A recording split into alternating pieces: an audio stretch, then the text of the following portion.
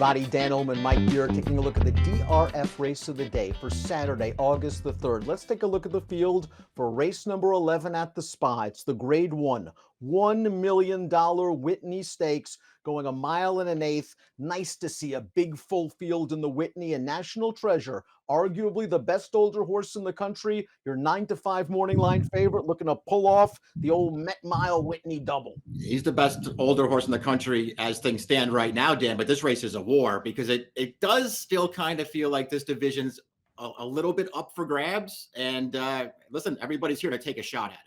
National Treasure, of course, won the Pegasus World Cup at a mile and an eighth. Of course, he won the Travers last year at a mile and 3/16. So he's very versatile from a distance standpoint, but we feel he's at his best when he makes the lead. And let's throw up our time form US pace projector, and there he is. National Treasure expected to make the front, but note that red bar. He might have to go quick to do so because the 11 Arthur's Ride, he's pretty quick from the gate as well. We'll see what they decide to do with Arthur's Ride here, who's a little bit of a wild card in this race. The National Treasure, I think they figured out towards the end of last year that he's at his best when they just come out running and put pressure on all of his rivals right from the start. I'm assuming that's what they'll do here.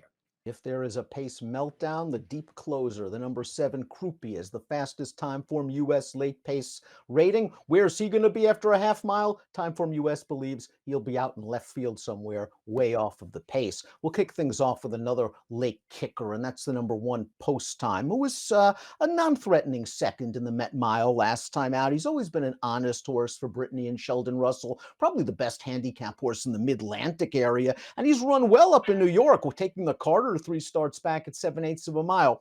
The mile and an eighth is a big question mark for him.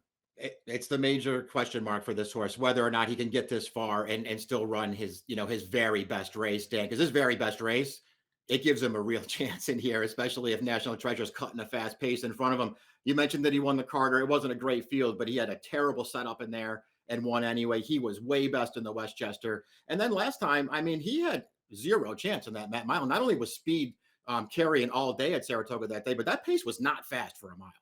The number 2 is Disarm, and he kind of nibbled last year in some of the major races. 4th in the Kentucky Derby, an excellent second in his final start of the year, the Travers, a race where you and I both needed him. Steve Asmussen gave him plenty of time after that race.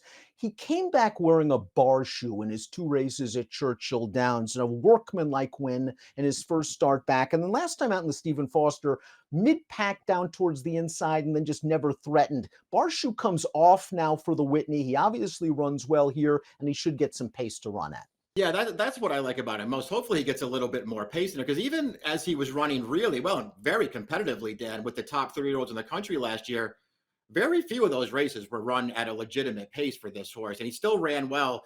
Though Stephen Foster last time didn't have a legit pace either. They were sort of going slow in front of him, but he was bad in there. You just sort of have to hope that he will rebound to one of his good races. I was just interested. The bar shoe's off. There's going to be more speed from here. He's drawn inside so he can save some ground, and he's going to be a great price in here if he can get back to his top race. Here's the horse of the hour, the 3 National Treasure, winning the Metropolitan Handicap at Saratoga this year. Again, coming out of the chute, a 1.5 turn race. We watched National Treasure. This track favored speed. He was the controlling speed, and he pours it on in the stretch to the tune of a 102 Beyer victory. Now he's got to go a little farther. He's likely going to face a little bit more pace seat, but make no doubt about it, he's a very good horse. He's very good. This is a race here that we're watching right now, Jim. It felt like he just had all the best of it all the way around the track. I didn't think this pace was particularly fast. And once he dispatched of his pace rival there, he just had a huge lead throughout the stretch. He ran fine in there. I'm not knocking this horse at all. I think he's way the horse to beat. But I didn't think he was like a total layover in here at a really short price. I thought a lot of different horses could win this race. The number 4 Warrior Johnny really seems to pick up at Saratoga. He really showed up in 2022, running off the screen in a first level allowance to the tune of a 99 Beyer. Here's his most recent start earlier this Saratoga meet. He wins with a 98 Beyer speed figure. He's down towards the inside. I thought all in all, Mike,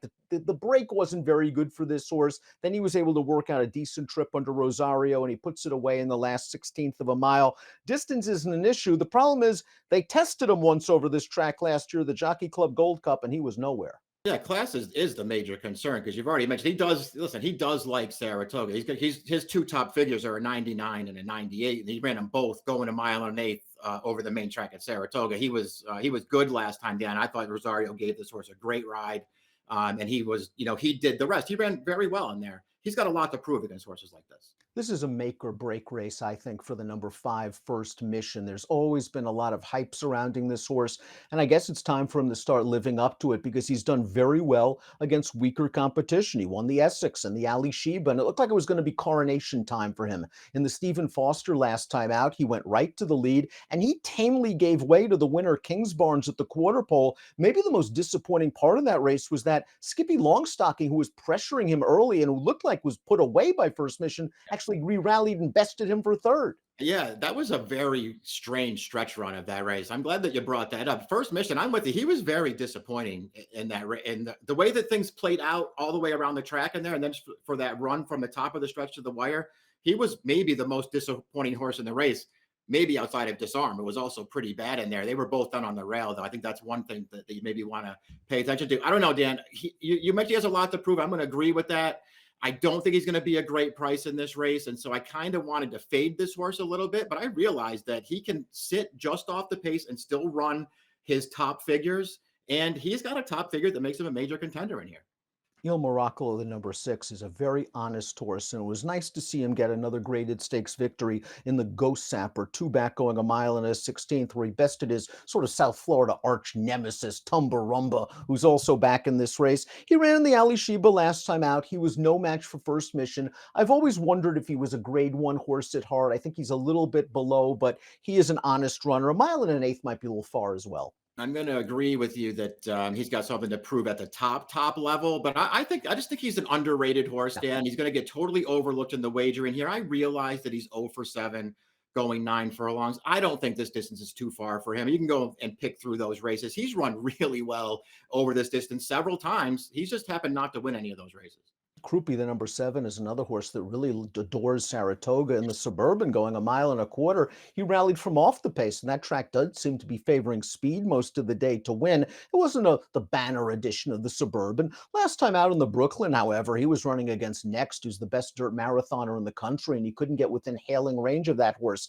Now they cut him back to a mile and an eighth. Now, while he's run well at this distance in the past, I actually think he's more of a 10, 11 furlong horse. Give him some pace, he will run late. Yeah, and he should have something to run at here. So I guess that should at least make you take a second look at this horse. Is he good enough to really, beat all of these horses and become a grade 1 winner in the Whitney? I don't know, man. That's probably a little bit of a reach. But I don't know. I've always been a little fan of this horse, and I don't feel like he's totally up against it in here if the pace is fast. I'm not gonna sit here and say that I love him, but I could see myself using him somewhere. Tumbarumba is very consistent. He's hit the board in his last 7 starts, including a win in the Grade 3 Hooper, going a 1-turn mile at Gulfstream Park. He battled with Morocco and the aforementioned Ghost Sapper. That was on Florida Derby Day. So they had 1 start since then. He ran pretty well against a good horse in Cagliostro in a 1-turn mile, the Hanshin. That race, though, much weaker than the field he's going to face on Saturday. And for him, I do think a mile and an eighth is a big question. Yeah, I'm worried about the distance for him, maybe more than anyone else in this field. Dan, he's rock solid, very consistent. Not totally convinced he's this good. I do think Bright Future has a big chance in this race, especially the way this pace is shaping up. He won the Jockey Club Gold Cup at Saratoga last year. I thought he ran really well in the Breeders' Cup Classic, just coming out of there from left field, one of the few horses making up legitimate late ground.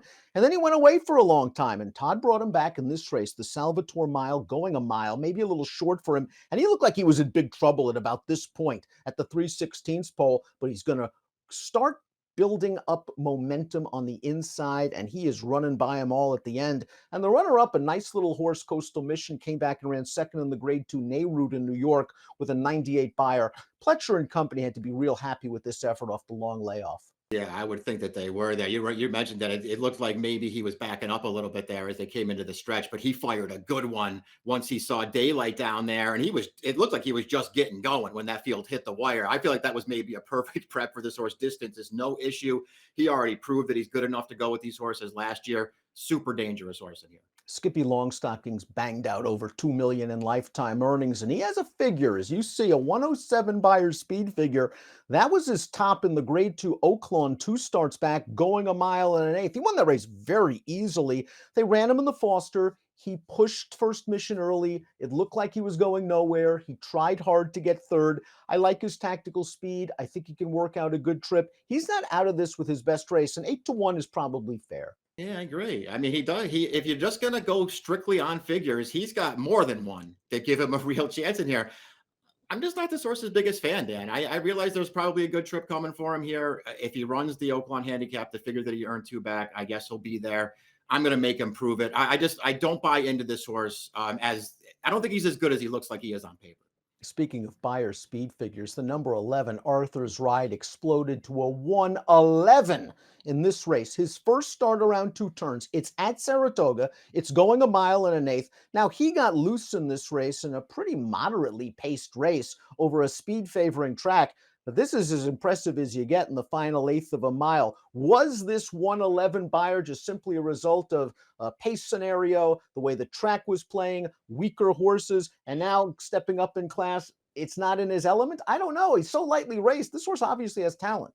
Yeah, I agree. Listen, that's why at the Open I said he's a wild card in here because he had talent early on, and obviously something went wrong. He missed a ton of time, but he came off the layoff in that 1 turn mile at Gulfstream, and he was super in that race. And that was a fast race. The sloppy track in between, I don't know, maybe that's enough of an excuse, Dan.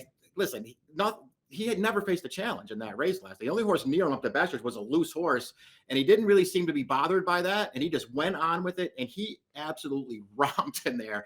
I mean, I don't know if he's this good, but are you going to be shocked if he is? This horse has shown talent from day one. Now, he's a very exciting prospect in a division that's, as Mike mentioned in the Open, might be looking for someone to grab the brass ring. Charit is the number 12. He won the Suburban last year at Belmont, going a mile and a quarter. He's kind of disappointed at times. He has a figure or two that makes him very tough, as you see that big 111 when he won the Dwyer back in 2022.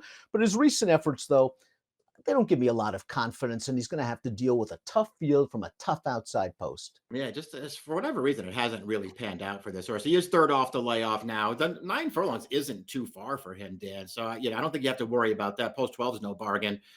I don't know, man. I just sort of gave up on this horse a long time ago. I don't want to bet him in here. Before we take a look at our top selections, please click the subscribe button on the Daily Racing Form YouTube channel for the latest DRF videos. Let's take a look at our top picks for the Whitney. National Treasure is the horse to beat. We're going to look for a slightly better price. Mike, you like Disarm. We liked him in the Travers. He ran very well. It looks like he's racing himself back into shape. And again, it's a good sign, I think, that the bar shoe is off. I agree. Hopefully he is just racing himself back into shape. I'm hoping he gets a little pace in front of him, Dan, and just shows up with his A effort. I think his A effort gives him a chance in there. I do think he's going to be maybe around 20-1. So that's the main reason I put him on top. I was sort of torn between him and the 9 Bright Future as my top pick. Not that I'm way against National Treasure, but I will try to beat him in here. The first mission, I think, might be slightly better with a target. And he was on the lead last time out. He was the target. I just think he just didn't perform for whatever reason. He has the ability to win a race like this. I think he'll be in the thick of things when the real racing begins at about the 5/16 pole. 2-3-9-6 for Mike, 5-11-3-10 for me. Grade 1 Whitney at the spot. A super card on Saturday. Good luck.